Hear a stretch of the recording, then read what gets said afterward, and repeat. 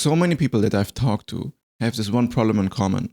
It's the sense of feeling overwhelmed, but wanting to create something. It's this feeling that you want to start something new, but then feel kind of blocked by your own tendency for distraction. Our current generation has our minds completely mush because we start off each day by wanting to consume something instead of being present and wanting to create something. There's an identity resistance here about not really knowing what we can contribute in this life because we have so much information and so much media around us all the time that whatever we might do feels extremely insignificant. And it's not just that it feels insignificant because we are so little and there's so much out there already, but it's also in the way we consume information. If you scroll on YouTube Shorts or just put on the YouTube start page to see what random information finds you, there's this constant passivity that comes with how we engage with art or information. It's like we don't really do it to expand our horizons or learn something, even if we might tell ourselves that this is what we do. But we're actually just trying to do so we can numb our internal emotions. Always consuming, never creating. But there's one thing that is very counterintuitive that leads to a ton of creativity and huge flourishing for a lot of those that I coach. Because if you look also into what great creatives throughout time have done, it is always the same space from which creativity emerges in. You might say that creativity is the force of the universe, that there's nothing in the universe that isn't creative. And all of this creativity that appears in the universe appears through silence. It appears through empty space. And from there you can see stars, trees, planets, society, chocolate shakes.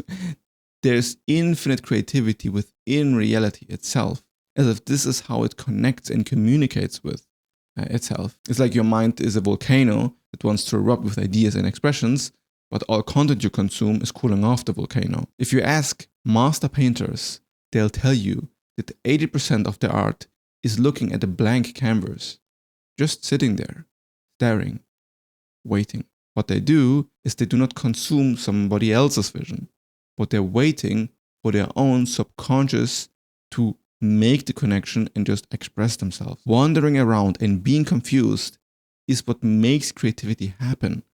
It's an adventure of discovery, and the fuel is silence. The moment you consume any sort of information, it breaks you out of the flow. It breaks you out of being in contact with what your subconscious mind is trying to communicate to you. It's like the brain has a creative switch where you are either in expression creative mode, where you for yourself have to find ideas and connect them, or you're in consumption mode, where you just engage with ideas instead of generating them. You just absorb them with any goal or action in mind. So your creative volcano is dormant. You are not letting it erupt. Actively consider silence and lack of engagement with anything external productive time. This removes both the overwhelm and it makes you be in contact with your creative voice.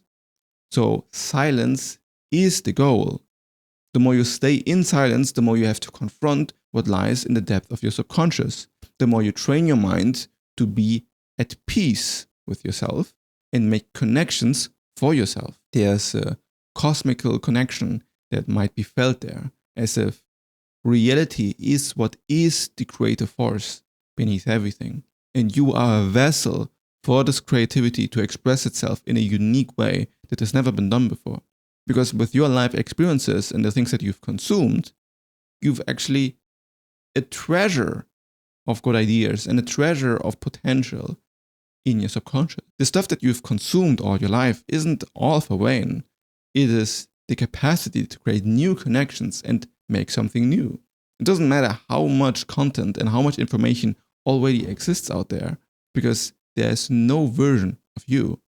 And if you let yourself flow freely, there is an endless fountain of things you can give for the world.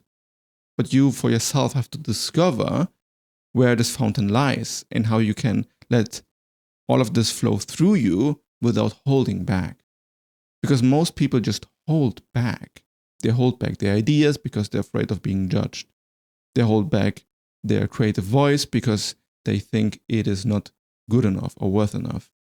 But start by understanding that even if it's just one person you make a connection with, it is meaningful. There are songs that I listen to right now that the random guy has created on YouTube 8 years ago, and it has like 30 views, and they have no idea that it's one, these songs have incredible meaning to me because I've listened to them in important moments of my life. If you're nihilistic, you can say, yeah, okay, but what does this matter?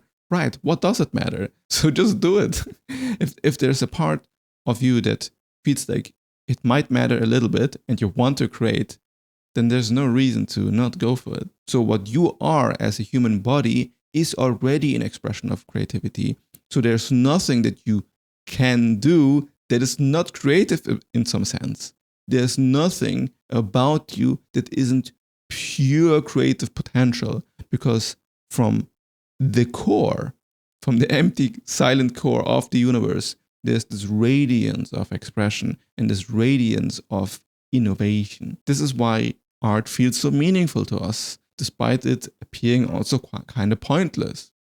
Because the universe is pointless. It is about the appreciation of art and creativity. So this voice that wants to express itself is more so than just your subconscious, almost a cosmical entity, a creative force that has been since the beginning of time, just found a new vessel through you. So you might say that there is something almost transcendental about creating anything at all, about coming in contact with something new. The mind just does the mistake of judging things.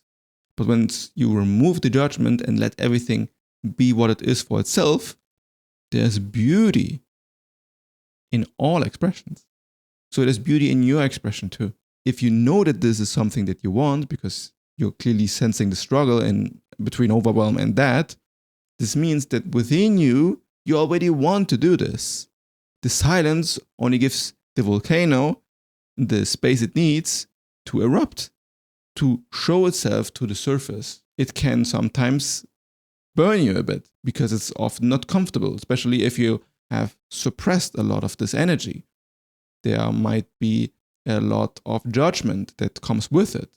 The idea that what you have to do is not good enough, or that you'll never achieve what you want, or all of these ideas.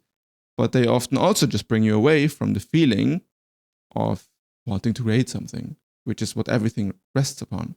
So the more you stay in silence and do not consume from anything from the outside world, the volcano will start boiling. It will rise, and if you keep looking at it without shying away, you'll feel all sorts of things that want to be expressed. Because if you struggle to start something and have this sense of overwhelm, the only reason you are consuming stuff is so that you can numb out the sense of wanting to do something, like you want to suppress the desire through the overwhelm. When if you really feel into the sensation, the overwhelm doesn't feel nice. It feels uncomfortable. It's not a pleasant feeling to be overwhelmed, but then you still keep consuming, still let yourself get distracted. It shows that you're avoiding something. You're not wanting to look at where you actually want to look. But the thing is that you would be way, way, way happier if you let whatever lies beneath come to the surface.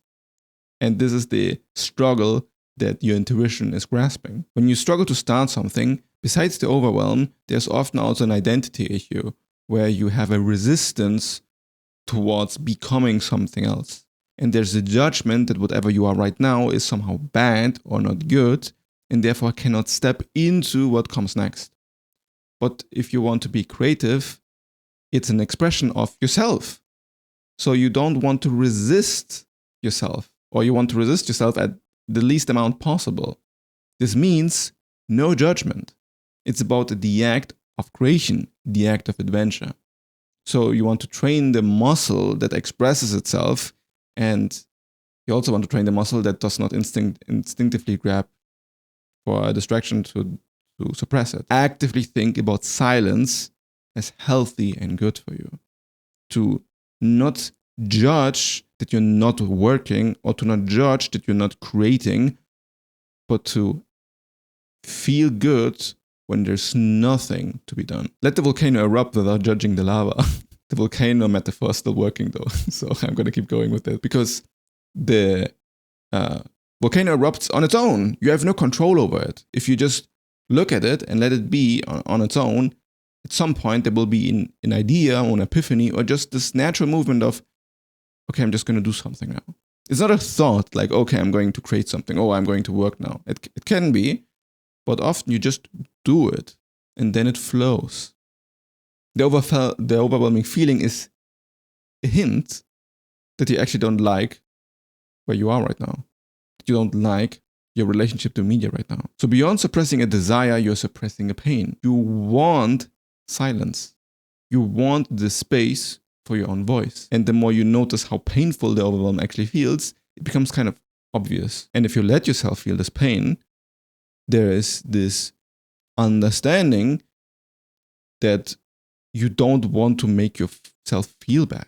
Like, why would you put your hand on the stove if it keeps burning? You just need to clearly understand, yeah, it's you consuming the media that is giving you the sense of burning.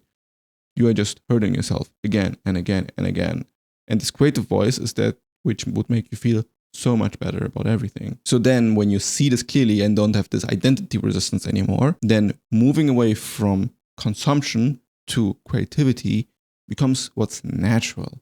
It becomes what's pleasant. There's no internal struggle anymore, because why would you not just do what is better for you all around? But for this, your mind has to actually grapple with the fact that it is better for you all around. It has to experience it in slight dosages. Because I know myself how different my day is if I spend the first 8 hours in silence, and if I wake up in the morning and the first thing I do is I watch YouTube shorts, or if I eat something at breakfast and I have my phone and look at a YouTube video, and then I have finished eating and I keep watching my phone and keep looking at YouTube videos. Or if I don't do that, eat for 30 minutes and then immediately keep on working. There's a different quality to it. Also, even if I go to the bathroom, sit on the toilet and browse Reddit for 10 minutes, the moment I come out of the bathroom, I feel so much less motivated. It is insane. That's why I also deleted Reddit from the phone, because it's not worth it. If you actually focus on the time consuming, often you notice it's not even fun. You're doing things out of pure habit. It has been just so normalized to have a casino in our pockets, but it's not normal. In hunter-gatherer times, we used to have a lot of time to come in contact with our mind and with our subconscious, because we might have gone for a hunt and then had to walk 3 to 4 hours back to our tribe. And then in this time, we could reflect on our successes, our failures, our emotions, our relationships. And this was a crucial mechanism for processing our ideas and emotions. Now we don't have this mechanism anymore. Like, just wonder, how much of your time do you spend in silence with yourself, and how much do you consume? It is very unnatural. It's not an accident that famous mathematicians or scientists have made their great discoveries in moments of sleep, for example. It's a subconscious processing that directly resolves a problem. And it does so automatically. Like, you don't need to force anything, because once you have set the mind to solve a problem, the mind will do so once it believes that you genuinely care. And if you listen to your body and emotions, this form of living is way more pleasant than distracting oneself anyway. So you don't lack ideas, you don't lack motivation, you don't lack talent. The only thing you're lacking is silence. It is what meditation really is about silence, but you don't need to meditate. You can just notice that you want to watch a YouTube video, and instead you close the tab and sit on your chair or lie in your bed and do nothing. There's nothing pushing you into engaging with information, engaging with content. Like, there's no need for it. You just have to be uncomfortable for a while you feel the peace that's within the silence. But I can promise you, if you stay in the silence long enough, you'll feel the peace, and you feel your authentic desires emerge. You feel that the world is a blank canvas and it's empty. And you have this incredible gift to create whatever wants to express itself.